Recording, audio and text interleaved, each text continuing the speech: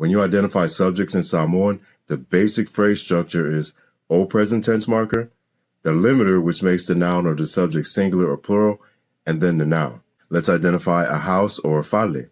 O, our limiter goes right here, then the noun is fale. Now let's put our limiter in there. This grid is divided into singular, plural, specific, and non-specific. This row is singular, le, and se. O le fale, the house, the singular, specific house. O se fale, a house, not any specific house in particular, just a house. I want a house. Is that a house? Do you have a house?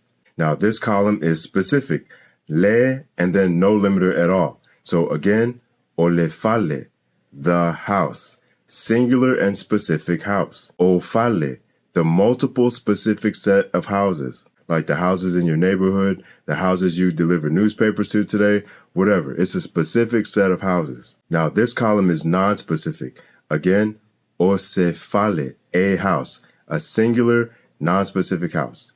And then ni, also pronounced ni, ongi fale, some houses. And remember from the last lesson, if you're describing a noun, describing the house, then that word is going to come after the noun.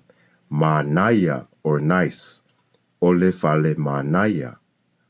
Ose fale manaya. Ongi fale mangaya. O fale mangaya. Download the worksheet at pacificapages.net.